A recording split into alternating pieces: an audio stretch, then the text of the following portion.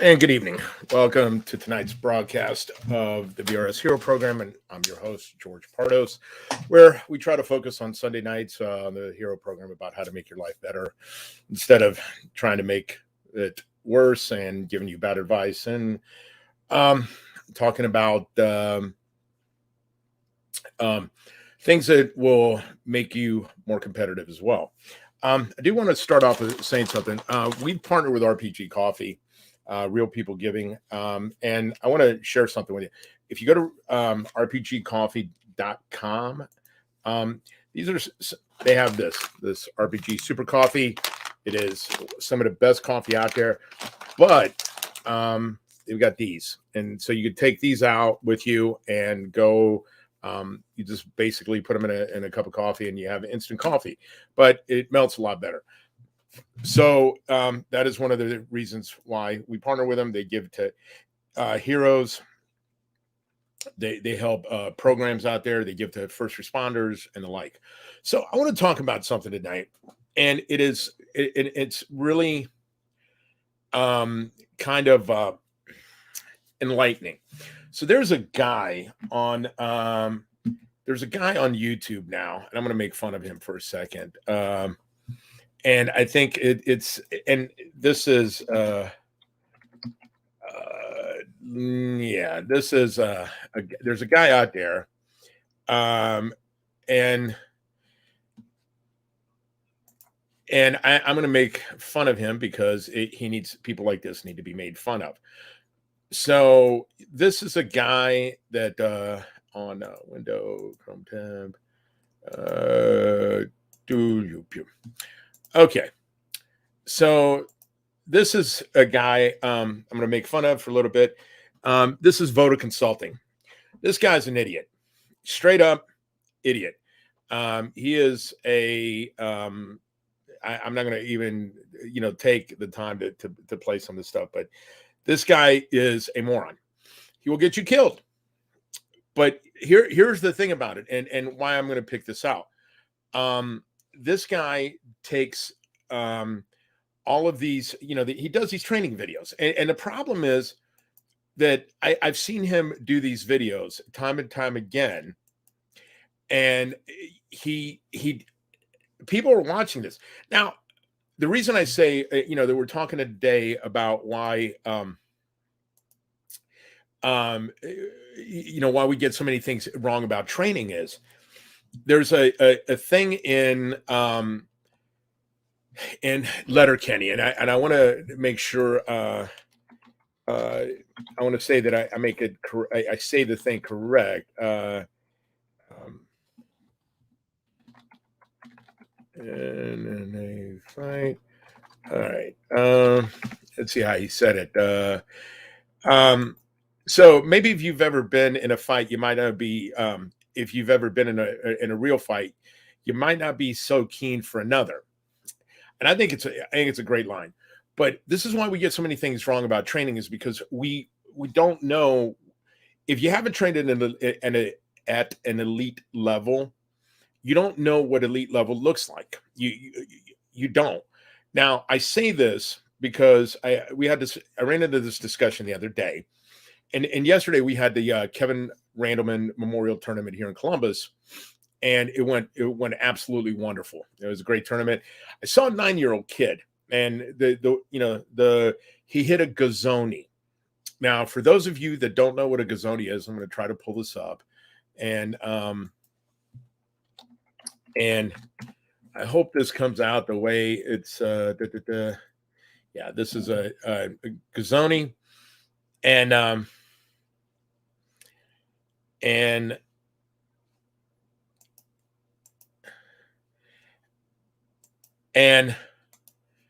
going to add this to share share screen. Chrome tab. Okay. So I'm going to pull this up and I'm going to show this real quick. This is called a Gazoni. Okay. And then this is a very common. It's a very common move. So I'm just going to show, and the reason is that a lot of guys try to do this all the time, and boom, you're out. And this is very common. I've seen this hit time and time again, even in college, where you see, you think guys are like not able to do that. But it's, again, this 9-year-old hit it because it's a standard move. And I'm going to say this, why we get training wrong is that a lot of times when we're training or we're doing, we train what we think is the right technique to do. Now, if somebody goes to hit, I'm going to use my all-time favorite move in wrestling, in all time, and I am going to, well, not in wrestling, but in it is. I'm going to show you this is.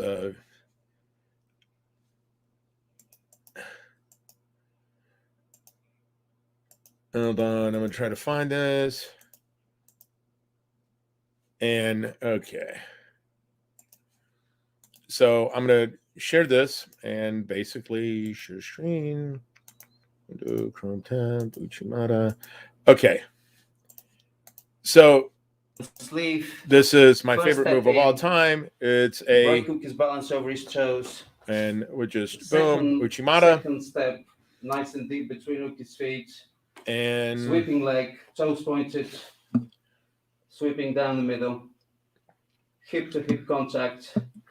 It looks like this. Oh. Yep, that's an Uchimata. Okay. Now I say this. So why is this important? And we'll get going. If you're training something, right? Let's say you're training for whatever it is, whether it's whether you're snap firing, whether you're training how to become a better salesperson, you're training how to become a better human, you're doing counseling. How do you know that the training is correct? Now, and the reason I say this is because time and time again, I have seen people walk in and that you think are professionals, that you could tell they didn't study good technique, or somebody taught them something and they didn't know that what the difference was. They didn't know whether it was good for them, bad for them, in between for them. And I say this because, again, one of the reasons why I want to help people get better is because if you're hurt, how do you know the treatment that you're getting is on point? I mean, and that's a thing that I've seen again and again.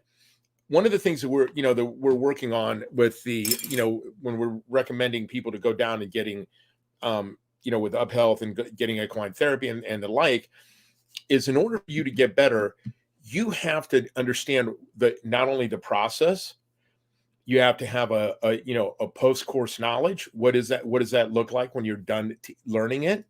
What does it look like when you're doing something that is supposed to make you better?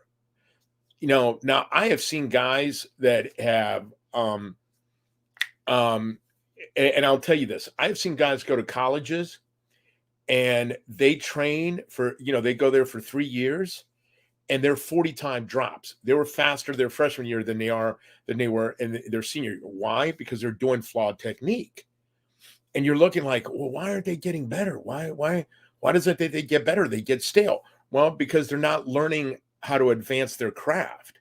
So I've seen guys that in judo do, and not just in judo, but in wrestling, they learn technique and they don't get better at that technique, or they don't get better against their opponents who are battling you to fight that technique.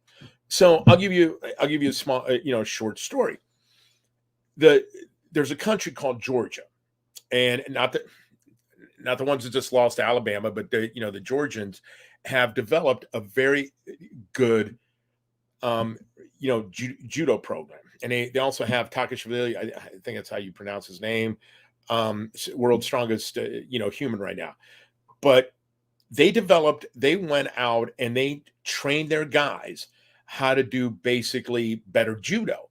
As a result, their judokas went to the Olympics, and for a small country have had some good placings. Why? Because they developed better judo. And so I go back to this, is if you're training, how do you know your training is legit? How do you know it fares with other people?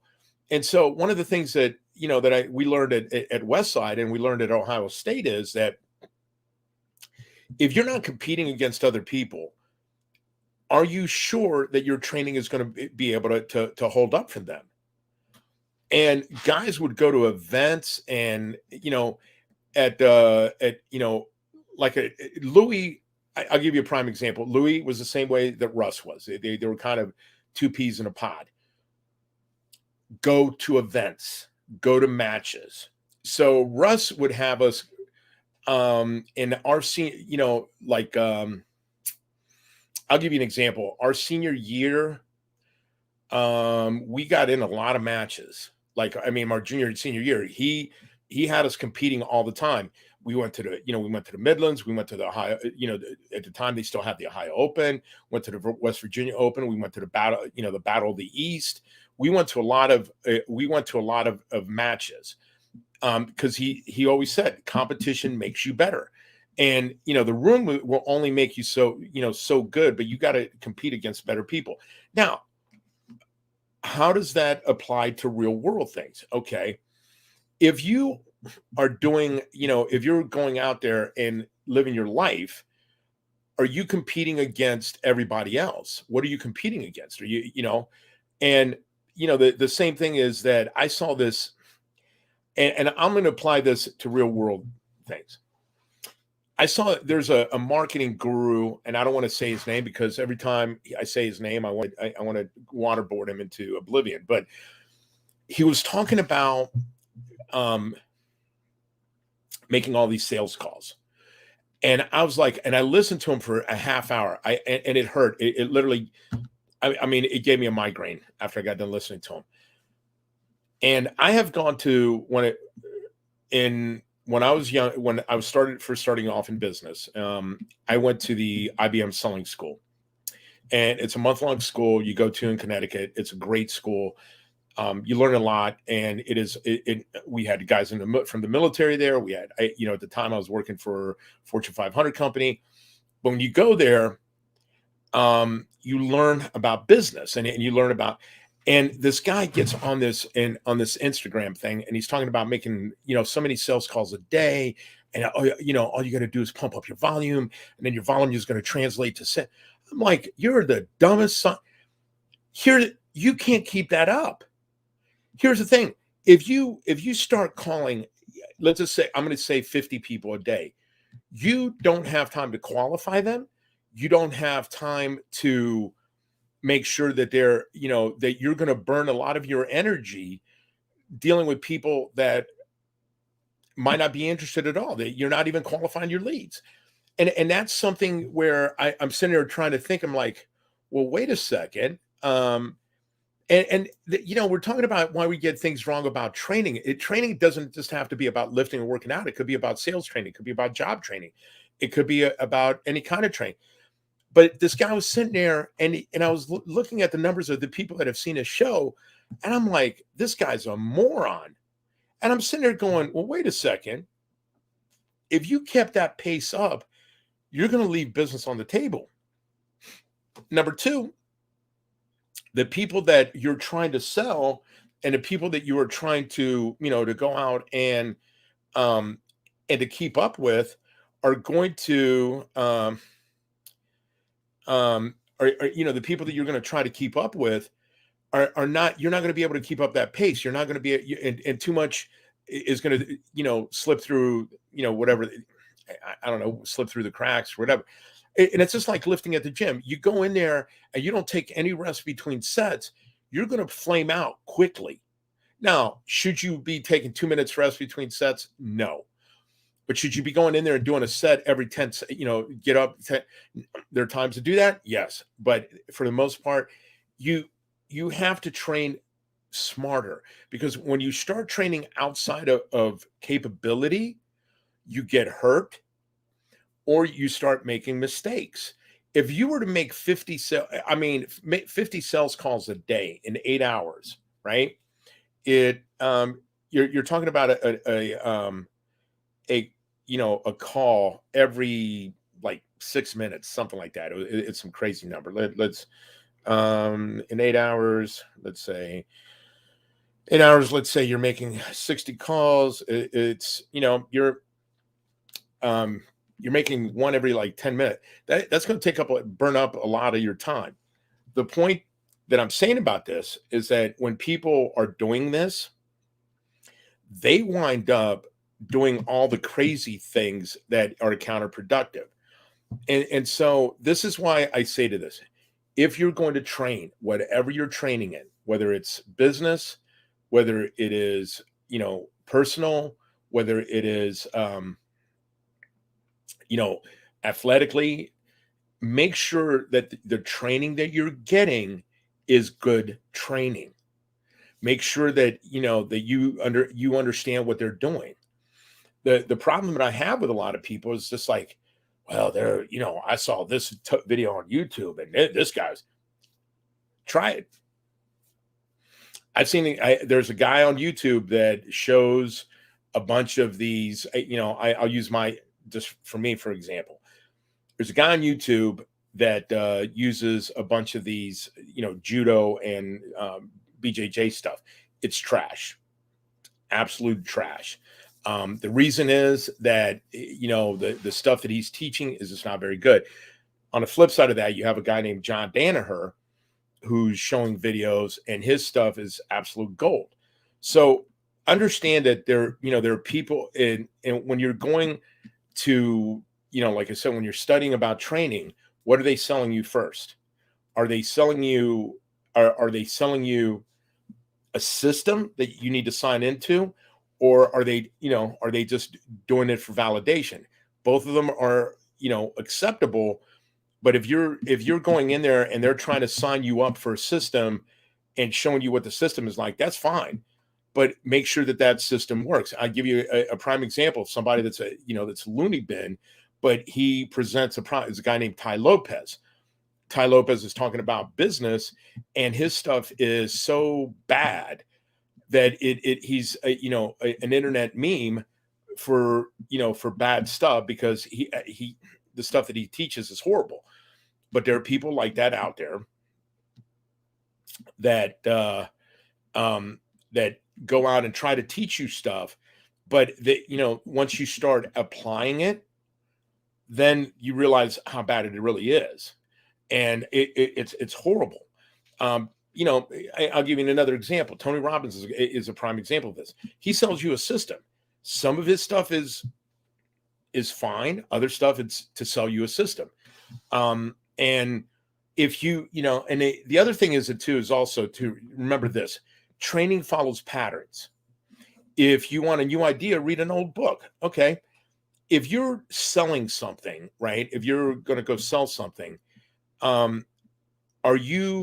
is it going to follow a pattern of, past marketing that has worked? Why are you selling something? Well, it's either a need or a desire or status. Those usually are the three things why you sell something. Well, if you're doing that, patterns always emerge regardless of what you're doing, whether it's like I said, whether it's human behavior, whether it's training, whether it is lifting, whether it's shooting. People. We had a girl on the show, Kita Busey, who challenges that slow, smooth, slow, smooth is fast. Who says, well, if slow, smooth, slow is fast. And the thing, what is your training going to be acceptable once when you get into a firefight? I say, and the reason I say this, I'm going to give you a prime example. A few years ago, I don't remember when it was. It was in the 80s. And I'll look up the story and I'll post it. there was a shootout between some police officers and some criminals. This is the time in the 80s, before they had, semi-automatics, and everybody was still using revolvers.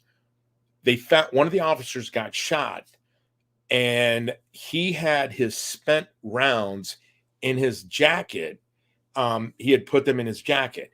Now, well, why is that so important? Huh? He had practiced going to the range and using a speed loader, but when they were at the range, because of police, um, police policy, everybody had to police their brass. So he would take, they would shoot, take the brass, put them in their pocket, then they change over, to speed loader. And so guys weren't practicing real world scenario. As a result, this officer got killed. And if you ever read up, there's a guy by the name of Masad Ayub. He talks about him in a lot of his training. And again, it goes back to train the way you want to apply it in real life. If you don't, you're going to get crumbled. If you go and try to bench, there's some guys out there that have weird benches, right? I'm not going to lie. There are guys out there that used to. I've seen guys bench 4 days a week and be an elite level. I'm going to lie about it. It works for them. I've seen guys bench once. There's a guy by the name of Magruder in the 80s. He was the very first. He had a bench program, and it was exceptional. But you had a tendency. You'd had to do a lot of accessory work, and you had to bench a lot of times. But he was a bencher. That's what he did. Ed Cohen was deadlifter. He always talked about accessory work. Louis Simmons was, did the same thing with, West Side. He did a lot of accessory work to help you didn't just squat, bench, and deadlift. You did accessory works on deadlifts. You did, negative pulls. You did high rack pulls. You did a lot of that stuff. And that was based on you couldn't do the same thing over and over again. And again, training is about making sure that whatever modification you need to do, you understand where your deficiencies at.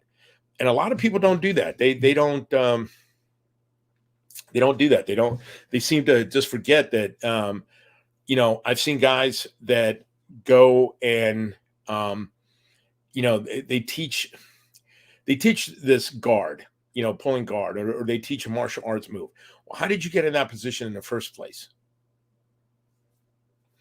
When one of the things that we used to do in judo, and I did judo, I did sambo, I've done jiu-jitsu, I've been on the mat a lot of times.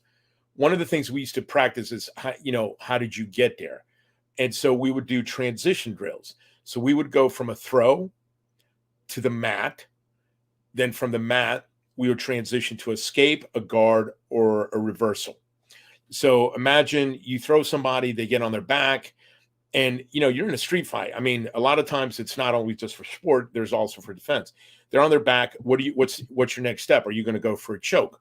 Are you going to try to break something and then move on? What is your next step? Because if you're doing sport jujitsu, yeah, that's great. You got the ippon. Yeah, you won.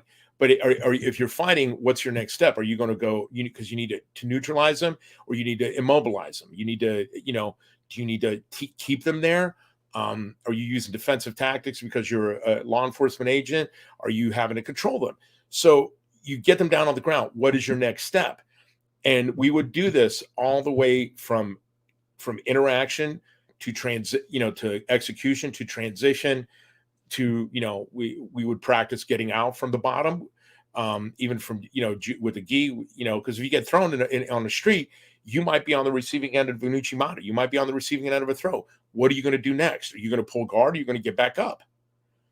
I mean, if you don't do all those things, then I've seen guys that I've gone into, and I use, and I'm going to just use, like I said, martial arts gym, because they're notorious from it.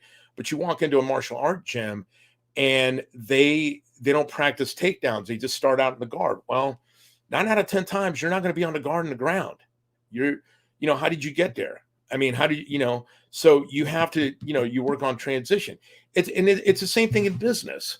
It's like, people go, well, I'm going to have to, close on, how many meetings are you going to be able to set up? How many times are you going to get in front of the client? How many times are you going to be able to do that?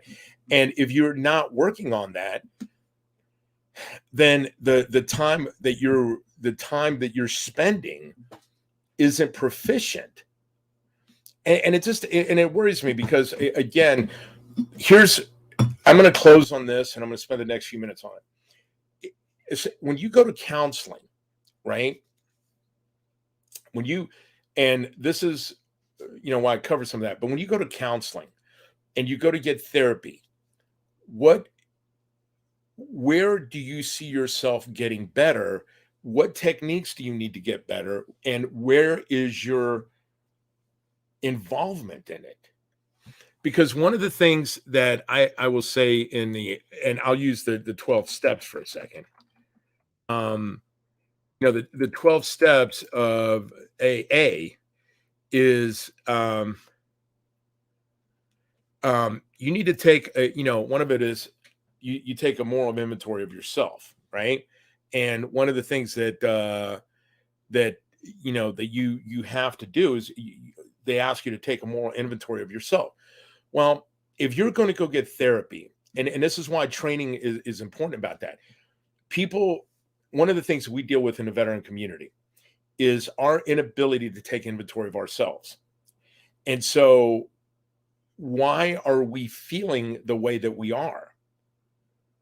I mean, and that is a question that people ponder all the time. So when you have PTSD, are you feeling that way because of survivor's guilt or the trauma, or what is making you feel that way, and what is your ownership in it?